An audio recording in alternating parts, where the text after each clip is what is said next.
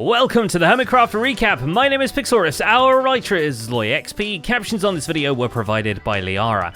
And the horse curse is spreading. If the deaths on the Bedrock Legends hardcore SMP are anything to go by, Zloy is still alive, but perhaps only because he hasn't tamed a mount yet. So it's fortunate that most of the Hermitcraft server is already committed to being mown down by Ravagers whenever they try to cross the road instead. At least it's not snails, which, judging by the thumb snails we're seeing from the latest batch of wildlife videos, are just as deadly.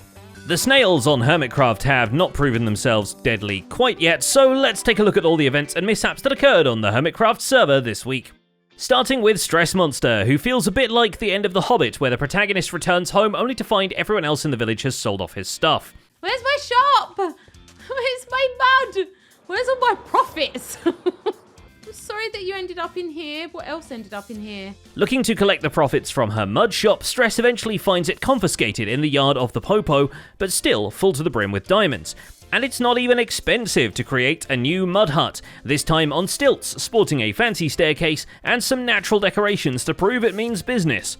Permanently. It doesn't look disgusting. I didn't mean that. I'm sorry. I didn't mean that shop. At least it's complying with regulations, proudly displaying the original permit and containing an ender chest. Stress can't remember exactly what the prices were though, so it's a good thing her end rod shop is also turning a profit until she finds a point of reference for the economy. Okay, I think it's about time to give up on speaking today. I filled it that much, okay? I am very lucky that I live this close to the shopping district. With this many diamonds in hand, there's only one thing she can reasonably be expected to do, and that's spend them at the new and improved Ravager Rush. She gets some frog lights, we get an entertaining death montage, everybody wins. Ruff! No! No!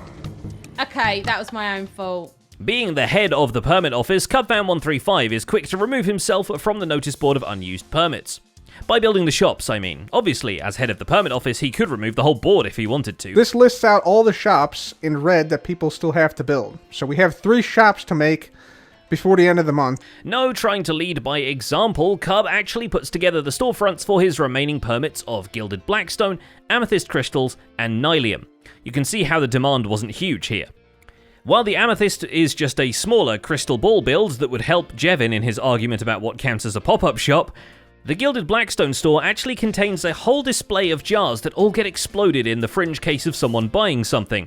It's stepping into Rendog's territory for sure, though chances are you won't come to Cub's expensive broken brick store for the pottery. And the way it works is you pay a diamond block for 1 button press, and each button press yields between 1 and 20 Gilded Blackstone. But the favourite child here is absolutely the Nylium, that gets not 1 but 2 full shops that are actually the same shop mirrored across the road. The 2 buildings represent not just the split between the Warped and Crimson variants, but are also the warring factions of people who pronounce it Nylium versus people who pronounce it Nilium. Cub even records multiple custom songs arguing one way or another, personified as 2 of himself on either side of the argument.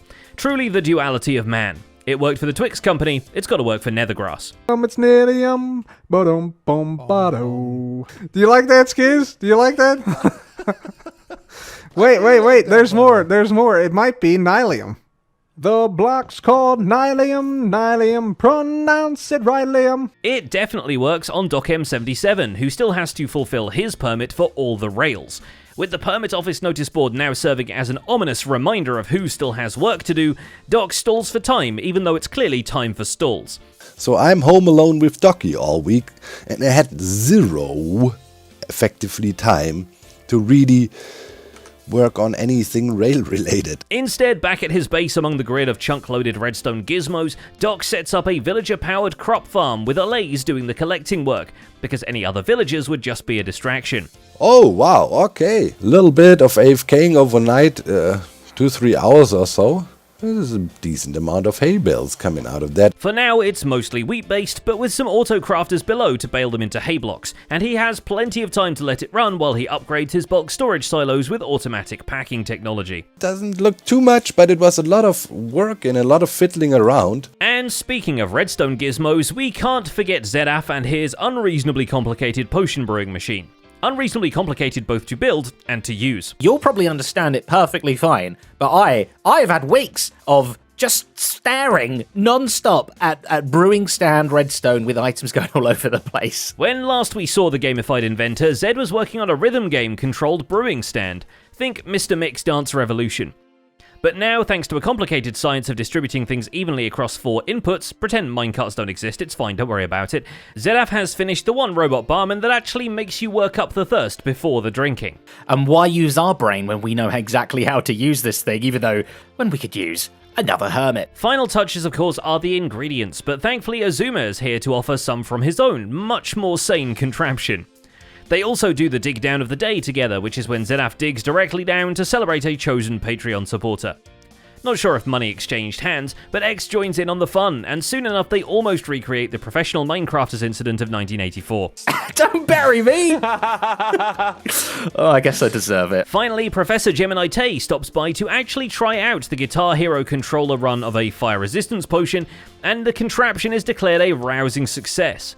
The Computer now has games on it. That's so stressful to see it, but I love it. You were looking this direction most of the time. Yeah. How did you still manage it? I actually found out that looking this direction really confused me really quickly, so I needed to see it this way. Right, okay. To our horror, however, they're not the only people Zedaf collabs with this week. Cupfan also stops by to show him what a breeze charge can do, so who knows what bouncy nightmares the two of them can think up together.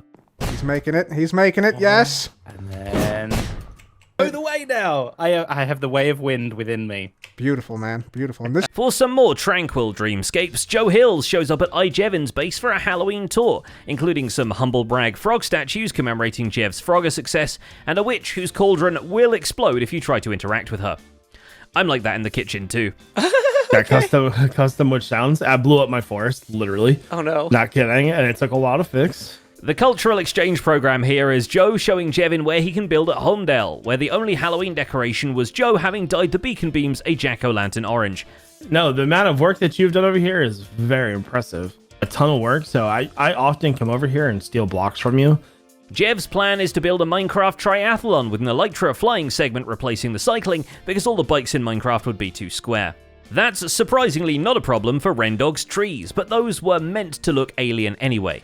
Having developed a style guide for the local foliage already, Ren's new megaflora are pillars of boxy mangrove roots that spread cherry blossom and spores in a radius around them, and pretty soon they've spread to as many corners of the Gigacorp space base as the armadillos have. I kind of like how the whiteness is going to perhaps stand out from the very brown block palette that we have in the Gigacorp biome. Ren allows himself a break from planting the giant Q-tips to practice his bowmanship. I spent a whole diamond on that. You shot one arrow and it was at false. Taking on False Symmetry's as yet unnamed target practice course, and then giving some helpful tips to Keralis while he takes on the targets himself. All right, Papa K, this is the dream run, dude. You got this. It's time to dominate. It's time to show the world why they call you the Papa. The key difference between the playtest and the open beta of the Snipe and Slide minigame is that False has finalized the interiors leading up to the Wavy Fireman's Pole. What's... Oh, this is how many things you hit. You did all the redstone. Yeah, definitely. I did all the redstone, yeah. The game scoring and scorekeeping parts are installed, but lest we forget, there is a whole shop on top of this scary basement, where she has only a short job to convince you to buy a very weird variant of bone-mealed nylium. Nylium? Nethergrass. Out on the water, XP Crafted takes us back to the Guardian statues of his Season 3 Ocean Monument base to explain why he's leveling up the designs for Season 10. Atop each of the new towers facing in cardinal directions, he built a series of stony guardians with colourful highlights, with plans to eventually have them lasering him an AFK point to stand on. I love them. They're so cool. They are easily the best hostile mob ever added to the game. It'll be a firmer base than Mumbo's legal defense, which should soon have its day in court now he's been issued the proper papers by XB and Doc M. There's no way Keralis is on your side. yeah. No chance, no chance. You got yourself in some trouble, buddy. Protesters have even begun to gather at the site of the offending iron shop, although their likenesses may have been borrowed by XB, with the reasoning that two can arm a stand at that game. Of course, I'm protesting. I mean, obviously. And finally, there's Etho, whose concerned neighbours clearly wanted him to have a roof and a chimney in time for the holiday season. Etho takes down the purple mock-up and designs his own, but let this be a reminder of what happens when your bullies have opinions about architecture. So then tell me this, everybody. Why is it okay for you and all the hermits to give me a hard time about my roof? I have expressed multiple times I struggle with roofs. And that everyone's giving me so much flack about it. Etho never bullied anyone about their redstone, although when Doc boasts about his armor trim shop being unsinkable, Etho cannot help but be an iceberg. spam during the selection like that, something surely happened and completely messed it up. It's gonna take a long time to fix. I don't know what broke now. He'll be the same for the economy. Now he's sneakily taken the firework rockets permit from Iskal's impounded shop, and with no sign of the Swede returning, constructs Shady Rockets shop out of shulker boxes above the Popo HQ. And then we got our... Oh my god! Hey, X! And then you just land in the sky and start walking, and I'm like, he's playing with shulker boxes. It probably looks pretty funny, doesn't it? Not that he needs the money with how popular Ravager Rush has been, but at least the rocket shop doesn't also tempt you to fly too close to the sun. And while Etho's keen to playtest other folks' games now that Tango's Plate Up clone is in the beta stages, the one funfair attraction he's unlikely to revisit is Cubfan's Holmdale Labyrinth, because... let's just say he takes to some sections better than others. I mean, why am I going over here, Cub? What's my objective? Wait, we're back at the beginning.